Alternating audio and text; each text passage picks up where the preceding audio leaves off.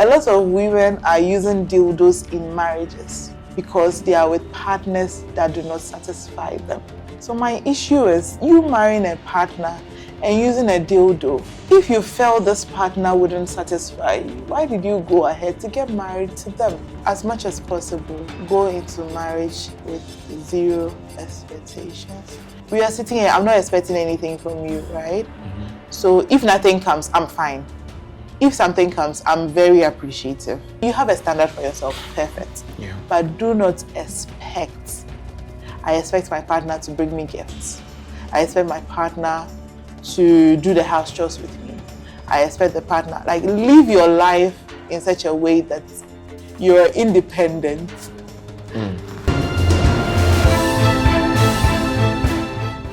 Hello everyone, welcome to another episode on Beyond the Surface podcast. It is the month of love, and on this episode we'll be discussing a topic of before you say I do.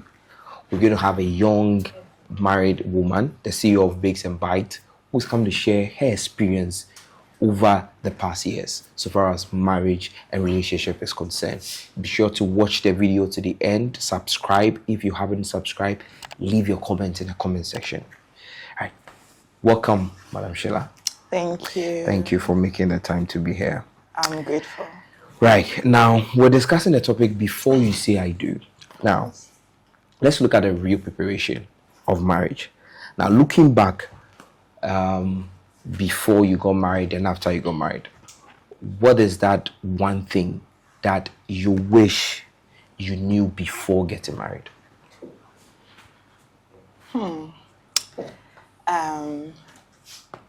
A lot. A lot, actually. Especially with the spiritual side. I honestly wish I hadn't taken that for granted.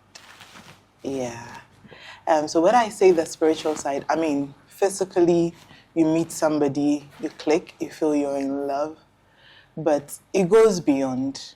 I mean, several years ago, in the olden days, when somebody wants to get married, the family goes to seek, the family goes to ask, okay, so my daughter is going into this family. What does this family bring to the table? How are they? Is there any sickness in the family? Is there, financially, how do they perform? All these things are things I felt I should have done. I felt if I had taken the spiritual aspect very seriously, it would have saved me a lot. It would have saved me a lot, yeah. Right. Okay, let's look at habits. What habit did you take into your marriage that you didn't realize was an issue until you got into the marriage? Okay, so coming from where I was brought up, so like basic things, very basic things like chores. So we had everybody and it's his or her assignment. So you wake up in the morning and your role is to wash the dishes, right? And then I got married to a man who cook and clean, you understand? So when I got married, I felt I could carry that same habit of, okay, it is somebody's job to do that in the morning. Okay, it's my job to do that in the morning. So after I'm done with all the cooking, I'm tired, then the following morning, I will clean. But my husband came from a home where her mom used to cook and clean. So after everything, he'll be like, are you leaving the dishes? I'm like, it's a chore for the morning. Why don't you cook and clean at the same time? So initially, it was a lot of back and forth. Because I didn't get why I'm so tired after cooking and I have to clean. And he didn't understand why I have to leave the dishes overnight. So I didn't feel it was an issue. But over time, I got to realize it was an issue. And then over the past, in as much as it's just simple, it causes a lot of chaos in marriage. And over time, we've both found a way to compromise. And then I have gotten to understand. And then he has come forward a bit. I have also come forward. And then we've met somewhere in the middle. All right.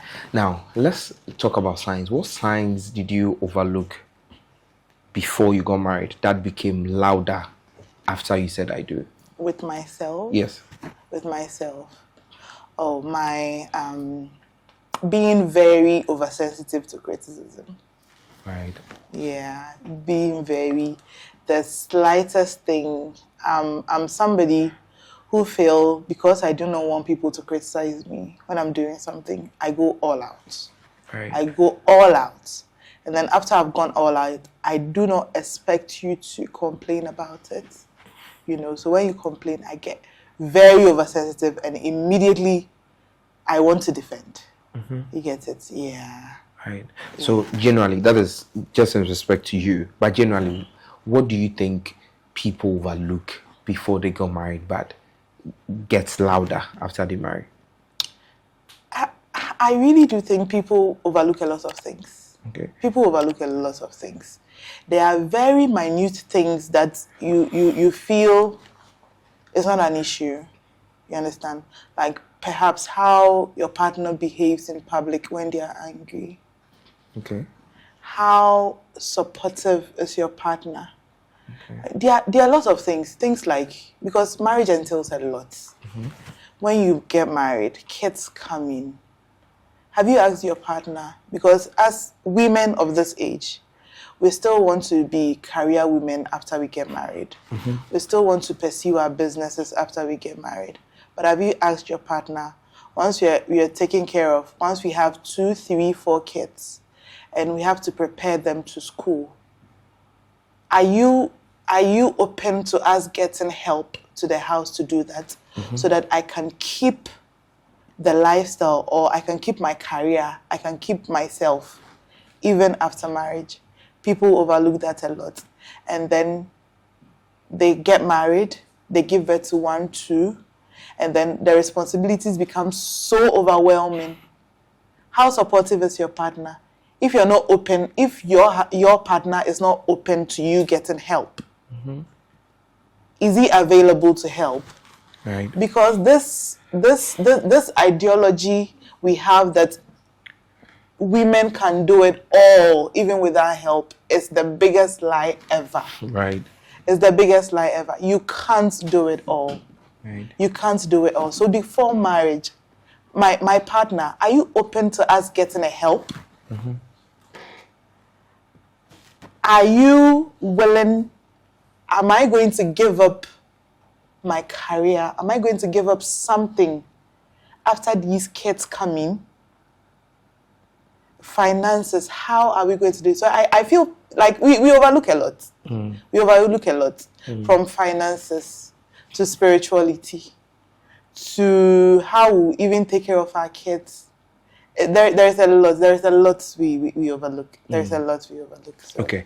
Now, over the period, what would you say are the 3 top conversations that every couple should have? 3 very important before they say I do.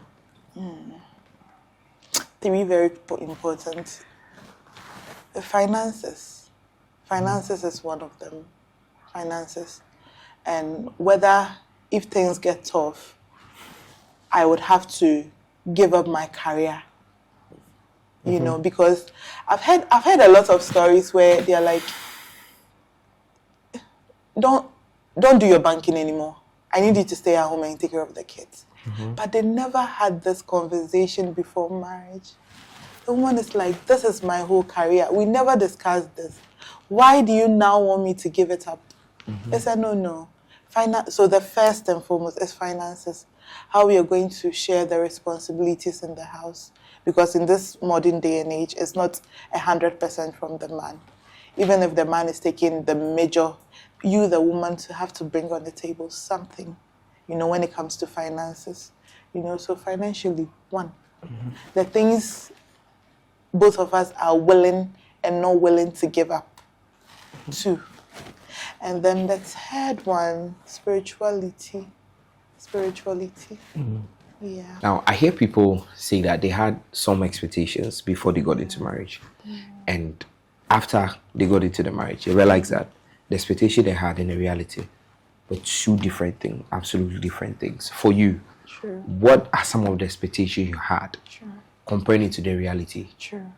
That the lovey-dovey would always be there. Like once we get married, I mean, before we got married, it was, let's say we didn't stay together. So every Friday after work, you would meet, you would have a date, you would perhaps go somewhere, you'd have fun, there is a party, weekend after weekend after weekend. Back to And back. then I mean, I thought after marriage it would be the same, but I mean, it's not the same. And then your partner will say, oh, I need to go check up this. And then you are left home alone, but as time went on and I got to understand, like, I got to know that it's fine, But initially, I felt it would still be the same. I mean, but after marriage, pregnancy come. Even if you want to go out, there is morning sickness. There is, you're sick, There are lots of things to do at home. Because you're combining home, you're combining career, you're combining babies. So it would not happen. It would not be the same. That was one of the things. And then I felt, because even the Bible says, he who finds a wife finds a good thing and obtaineth favor in the sight of God. So I felt in terms of our business, in terms of the money could just come like that. But just 3 months after my wedding, my husband lost his job. And everything just went downside. So we didn't even phantom that something like that could happen after marriage, where you've used literally a lot of your savings to do that, and then you know that after marriage there is work, both of you are working, so little by little you'd build up again and save again, and then just after 3 months of marriage there is no job. And then just 2 months later, I also lose my job. Wow. Hey. How are you going to survive? So it was a big blow. And then always expecting. So when these things happen, automatically that lovey-dovey,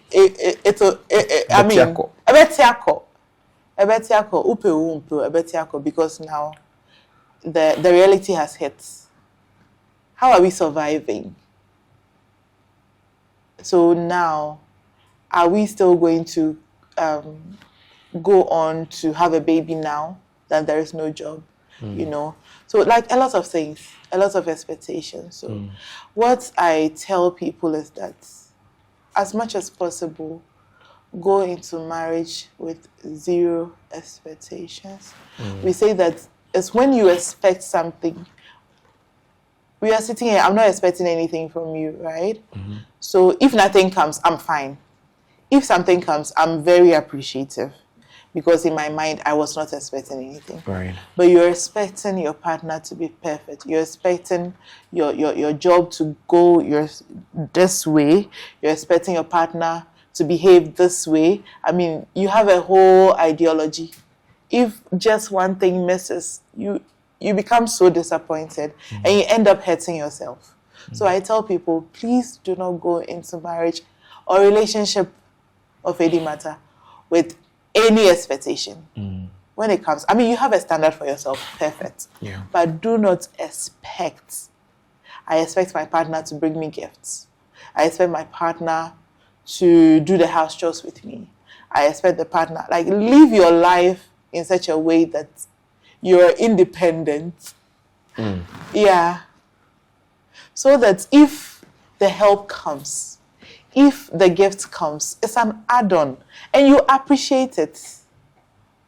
But talking about, hold on, let me know. You touch on being independent. Yeah. Especially when, you're a Christian, where the Bible talks about the two shall become one. Yeah. Right? And I get the part of the expectation. But being independent, doesn't it go against? I'm not saying being independent as in you not being submissive to your husband or you disrespecting your husband. But yeniyama to say, Ochina, if I just get a call, it's reality that my husband got into an accident, he is no more. You can be able to live your life. You can be able to survive. Because no matter what, life goes on. You have 2 little babies, and all your life you've lived it around expectations. If my husband doesn't do this for me, I'm there. If he doesn't provide this, I'm there. And then you just get a call. Like, I mean, God will do it, you know. But in life, let's just be realistic and know that anything can happen any day, anytime. And when my partner is not there, I can be able to stand on my own. So I'm talking about in that perspective. Okay. Just so it comes to job. It comes with a job. Okay. So you're not giving up your job for anything in a marriage. So that when my partner is not there, so that when it doesn't provide the luxury I want, I can be able to give it to myself. Okay. If I get a call that my husband has gotten into an accident, he's bedridden, I can still stand and take care of my children. If he travels outside and never calls us again, I can still leave and still take care of my children and still be okay. You know, so when you go into marriage with 0 expectations and then you're there, I'm not expecting my husband to buy me a gift on my birthday. You understand? You've blocked that thing. And then you're there and then the gift comes. You appreciate it even more.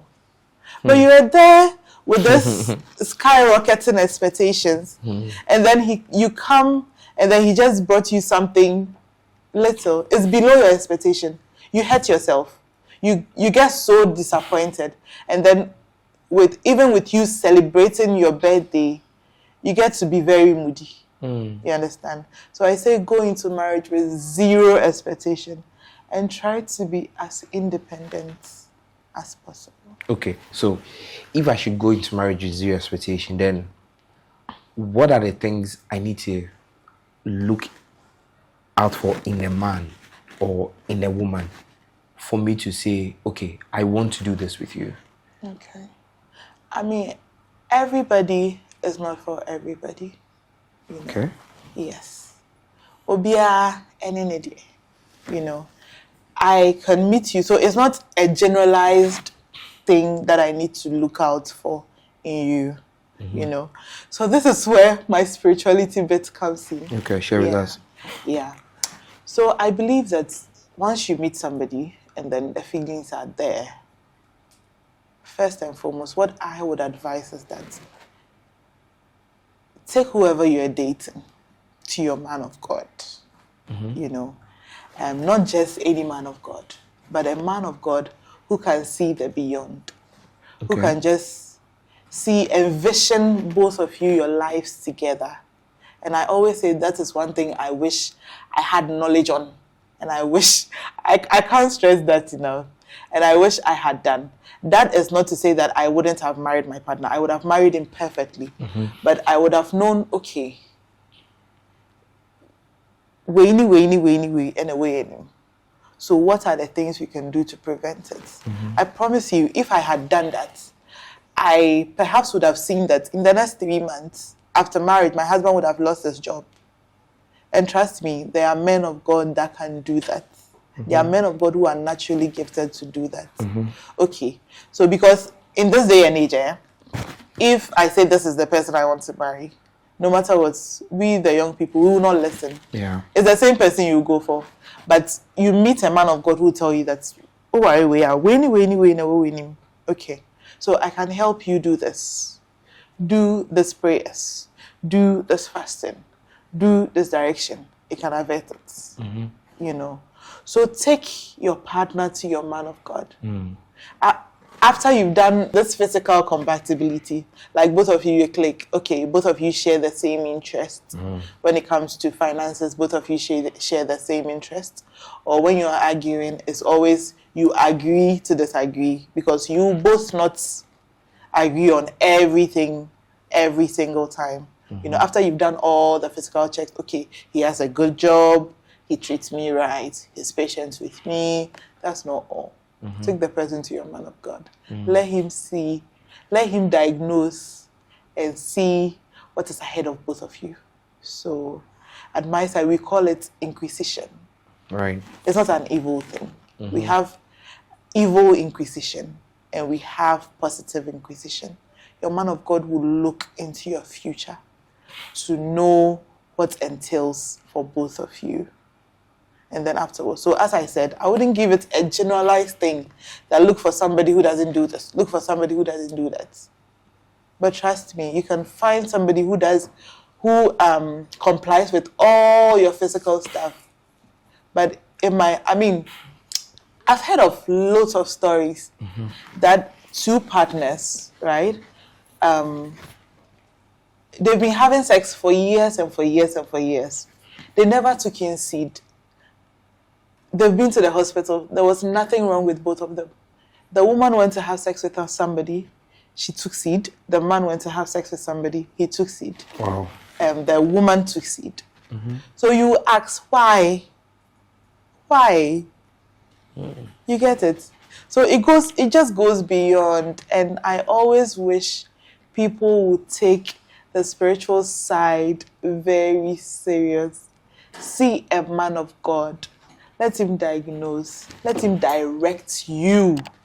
And then if the man of God tells you that this and this, because, so my man of God told us a story where, so this person is in our church, where on his wedding day, so he's not a member, but once in a while he visits. So my man of God went to his wedding, and then immediately he greeted him. He saw that the marriage certificate he had signed was actually a death certificate. Wow. I mean, we hear of stories where somebody just got married 3 months later and the person died. Somebody got married and instead of you climbing up, you're going down. You lose your job. You lose your money. And I tell you that no matter the physical click, no matter the physical click, if you say this is the person I still want to end up with, and you go and get married and these things happen to you, I promise you, I bet you when you saw. So I keep telling people, please do spiritual inquisition with whoever it is you're with before you get married to them. Wow, that's deep. All right, now let's look at conflict resolution. We've heard stories of how little things, little disagreement ended marriages, and all of that. Let's look at how you handle conflict in your marriage. Before, after you got married, the conflict, the early days when the conflict came, how did you handle it?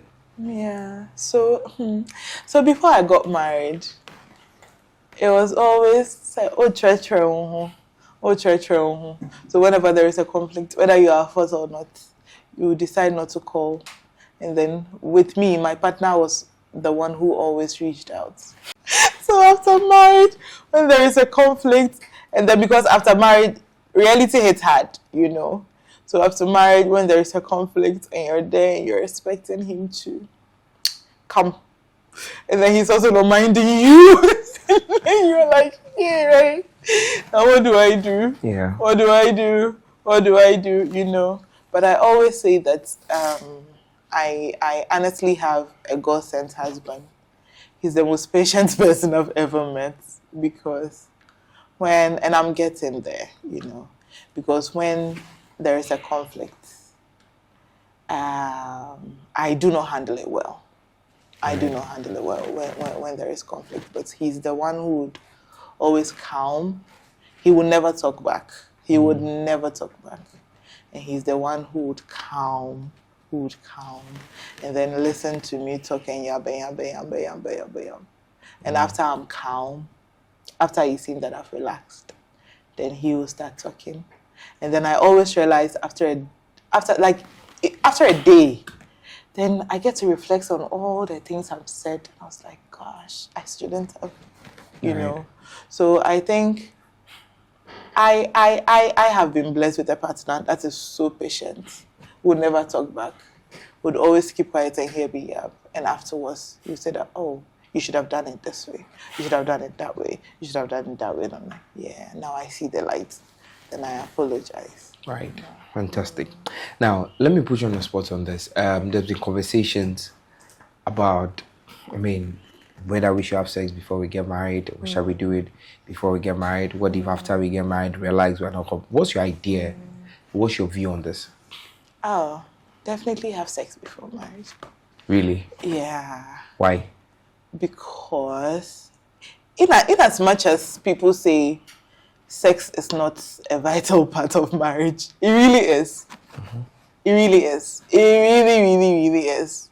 There are certain times where it's only sex that resolves a conflict. Okay. Yeah. There's been a lot of times Okay. where you're angry to the roof, but after sex you're okay. Right. You know. So I definitely think that people should explore your partner and see if you both are compatible when it comes to sex before you get married. What if after sex this person does not satisfy you in the way you want, and this person is not even open to learn? Would you rather have an affair? Would you rather have an affair? No. Right. Would you rather be unhappy for the rest of your life? Would you rather divorce? Or you'd rather curb that part of you? No. No. I don't believe that. So I believe that both of you should explore yourselves and know if you're compatible in that aspect. So what would you say to people who say that even if we are not compatible after marriage, we'll explore, we'll find solutions to it? What solution is there to find? I mean, can you give me an example of a solution? Maybe your husband is not as active as you are, so you would want to get him some help. Maybe watch some videos, something. You know, and you're going to do that after marriage? What if he's not open to it? Yes, what if you're not open to it? I am saying that because everybody and his or her frequency level, you know, sometimes no matter how you would want to please your partner, you would move heaven and earth and he would never be satisfied or she would never be satisfied. You understand? I am looking at the bigger picture. You know, there are lots of school of thoughts, you know, but personally, I'm looking at the bigger picture. Forever, marriage is forever. You're going to be spending 50 years, 55 years, 60 years together. Okay, so why don't we explore? No be But if you say that, for me as a Christian, we are bound by what the Bible says. If you say I should explore, so I explored one guy, I realized that we're not compatible. I explored the next guy, we're not, and it may do mediano. Then I've explored over 10 guys. And then one year wage my year. Why do you say that? One year wage my year. You know, because even aside sex, there are lots of ways that you guys can explore, right? Okay. So even before you get to the main sex, you should know that to some extent, you know, then this one will come and then it would be an add-on. It doesn't mean you'd have sex with one person, two people, three people before. You get it? Because my ideology is, so would you rather marry and have an affair? Okay. Would you rather marry and then divorce? Would you rather marry? Because reality, like, let's just call a spade a spade. A lot of women are using dildos in marriages. Right. Because they are with partners that do not satisfy them. So my issue is you marrying a partner and using a dildo. If you felt this partner wouldn't satisfy you, why did you go ahead to get married to them? Because I'm a Christian. That's what the Bible says. So you'd rather use a dildo? Because I'm bound by what the Word of God says. So. And then what you end up doing is even worse. Right. What you end up doing, for me, per the teachings I have gotten and per the teachings, I know that once my husband words me, it's like all things are passed away. Okay, explain. Yeah, to me, because per my understanding now, once you people are dating, the universe doesn't take recognition of it. Okay. The universe doesn't take recognition of it. Okay. The only time that the universe takes recognition of it is when you go to the woman's house to knock and to ask for their hands in marriage. So why do you think two people never had an argument when they were dating? And then once they get married, from nowhere, they are arguing like crazy. Now, once you say I do and this ring is there, the universe takes recognition of your marriage. You get it? Mm-hmm. So, per my understanding, once I say I do, all things are passed away. That's why I say there are a lot of spiritual things that has to do with marriage that has nothing to do with dating. Marriage is a whole different level. So to me, I take it as no matter my past life, once my husband has wedded me and I say I do, all things are passed away. My new life has begun. Once the Lord blessed it in the church, once we took communion in church, your past life is away. Right. And the new life begins. Right. So once this new life is beginning, and then I feel my husband isn't satisfying me, would I go and use a dildo? You are defiling your bed. Will my husband go out and have an affair because he felt that in bed I will not satisfy him enough, but with all other things he likes it. He wants somebody who will keep the home. Mm-hmm. So he marries you and then will go out and defile the bed, which comes with a lot of issues.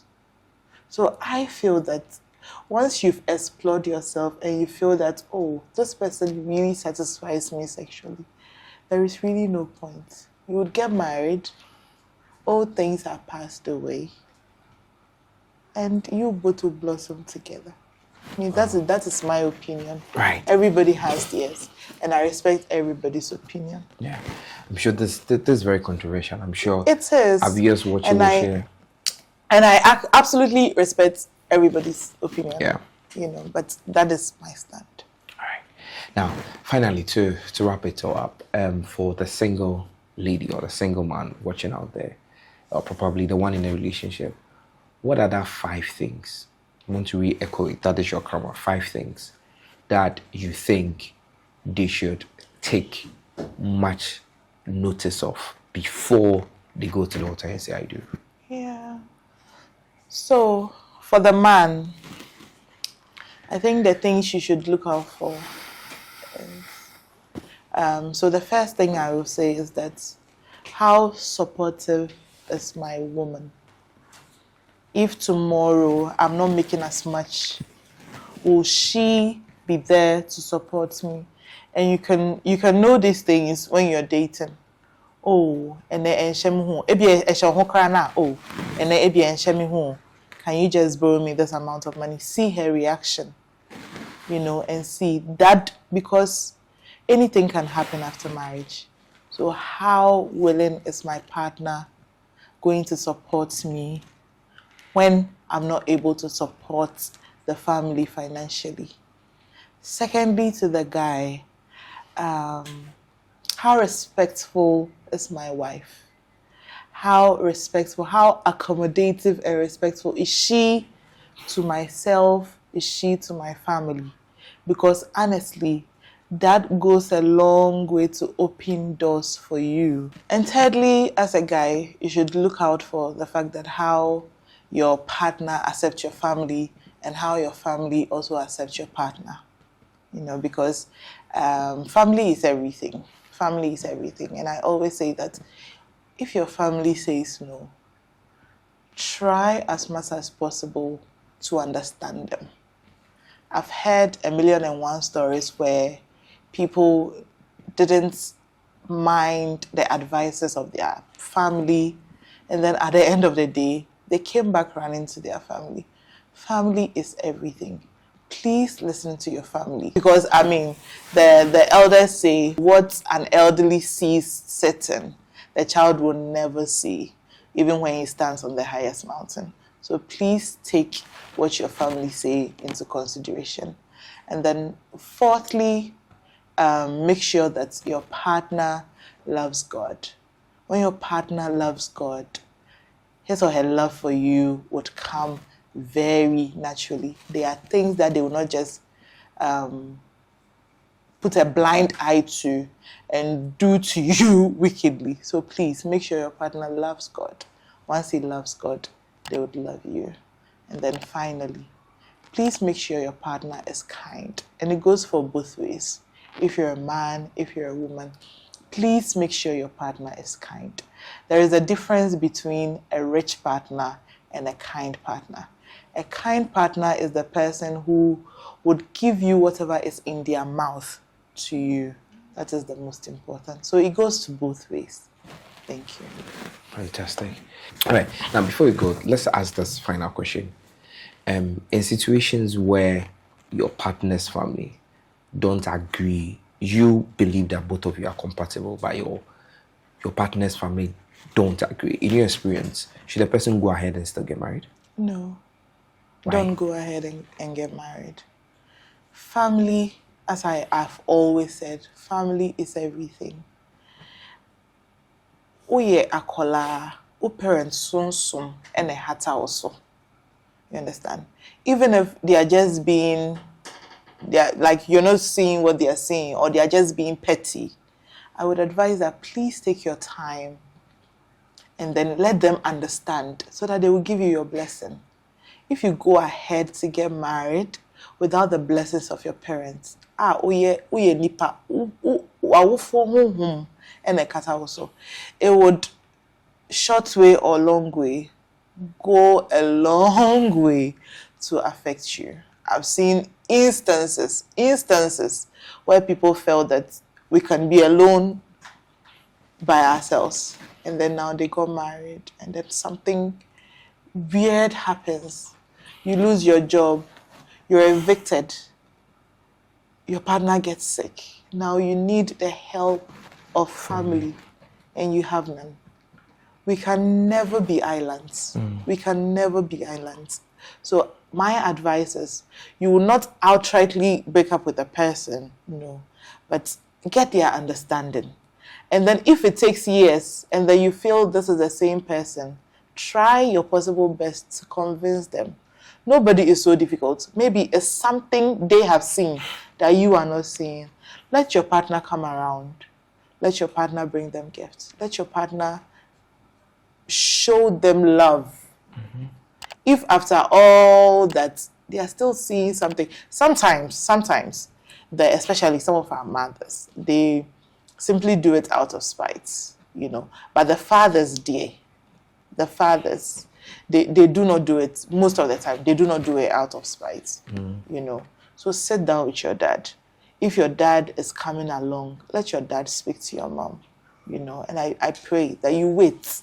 I advise that you wait so you get their approval before you go along. Viewers, this has been a very insightful interview on the subject Before You Say I Do. Be sure to watch this interview. Subscribe if you haven't subscribed. Share your comments. We want to hear your thoughts. I'm sure some of the things we mentioned, you might disagree one way or the other. Share your thoughts. We want to hear your thoughts on this. My name is Enoch, and this is Beyond the Surface.